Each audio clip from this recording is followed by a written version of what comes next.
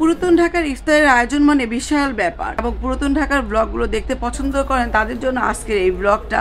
ননদের বাসায় ইফতারের দাওয়াত ছিল এবং সেখানে আত্মীয় স্বজনদের মেলা বসবে, সবাই আসবে, তাই ভাবলাম তাদের জন্য 2টা পিৎজা করে নিয়ে যাব, যেহেতু সবসময় নিজেরা ঘরে বানিয়ে খাই এবং ওরা ভিডিওতে দেখে। আজকে ইফতারের দাওয়াত আমার ননদের বাসায়, তো সবাই আসবে, ভাবলাম যে ওদের জন্য হাতে তৈরি করে পিৎজা করে নিয়ে যাই। আর এই তো শুক্রবার দিন খুব তাড়াতাড়ি বের হতে হবে, কিন্তু সকাল সকাল উঠে সব কিছু রেডি করলাম। আমি মেয়ে মিলে বানাচ্ছি আর 2 পেনে 2টা দিব। এই পেনগুলো আমার থ্যাংক ইউ হিরাপুকে যে এত সুন্দর আমাকে একটা গিফট দিয়েছো, যার জন্য আমি একসাথে 2টা পিৎজা করে নিয়ে যেতে পারবো এবং তোমাদের দেশের ইতালিয়ান বেশি করে নিয়ে যাচ্ছি। তো অলিভটা রেডি হবো, যাবো, সব কিছু আপনাদের মধ্যে শেয়ার করবো। আজকের ইফতারির জন্য বানানো হচ্ছে, যেহেতু শুক্রবার স্পেশাল ডে, তাই স্পেশাল ডেতে স্পেশাল লোকেদের জন্য 2টা পিৎজা করে নিয়ে যাচ্ছি। আলহামদুলিল্লাহ।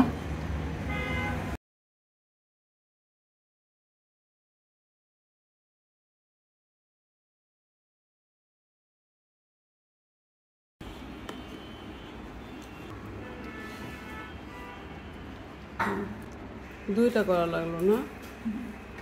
রেডি হও তাড়াতাড়ি, অনেক লেট হয়ে গেছে। হ্যাঁ আমি আসতেছি, তুমি যাও, তোমাদের গেট খোলো। সবকিছু লাগিয়েছো? যাচ্ছি।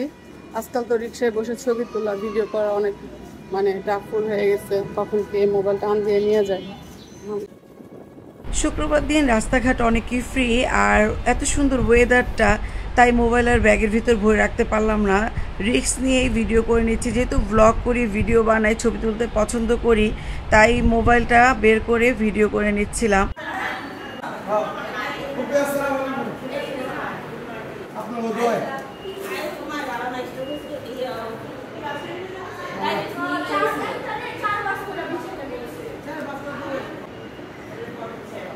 ইফতারের আয়োজন হচ্ছে। আলহামদুলিল্লাহ সময় মতো গিয়ে উপস্থিত হতে পেরেছিলাম। শুক্রবার দিন ছিল, তারপর রোজার দিন, ভেবেছি অনেক যানজট হবে, না, সময়ের আগেই চলে গিয়েছিলাম। আজ দেখছি যে সবাই কাজ করছে, এই যে গুছিয়ে নিচ্ছে, যেহেতু ইফতারের আয়োজন সব কিছু আগে থেকেই করতে হবে। আর আমি তো যেহেতু ব্লগ করি, তাই সব কিছু আগে থেকে ভিডিও করে নিচ্ছিলাম। তুমি না রোজা রেখেছো, ইফতার করছো? আচ্ছা কর। ও রোজা রেখেছিল কিন্তু আসরের আগে ইফতার শুরু করেছে, ওর নাম হচ্ছে আজান।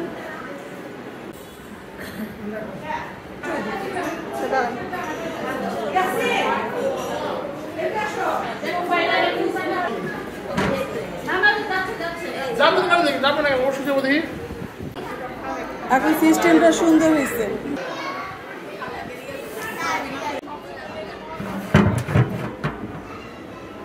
ইফতারির জন্য আয়োজন করা হয়েছে।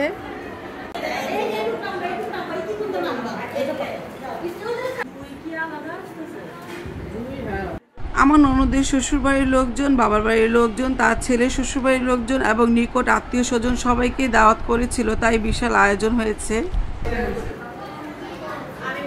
এবারে কি ছানা এরকম আয়োজন করা হয়েছে?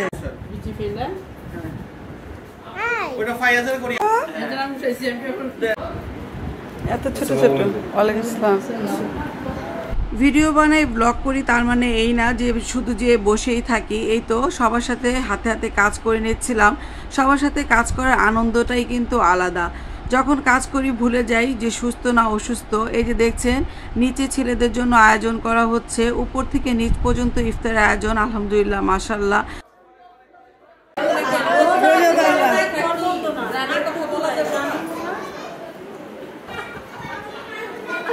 ফিজা বেবি রোজা রেখেছিল আর আমাকে দেখাচ্ছিল আমি শুধু খেজুরটা খাবো আর কিন্তু কিছুই খাবো না, কারণ ও ইফতারিতে তেমন কিছু খায় না।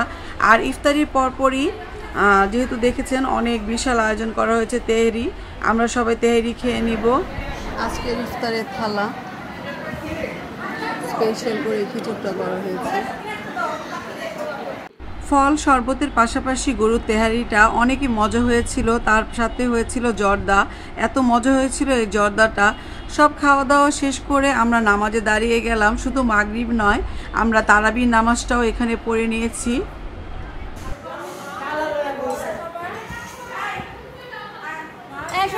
সবাই গোল করে তারাবি নামাজের পর আবার খাওয়া দাওয়া আর সর্বশেষ 1 কাপ চা। এই ছিল আমার আজকের ব্লগ। আল্লাহ হাফেজ।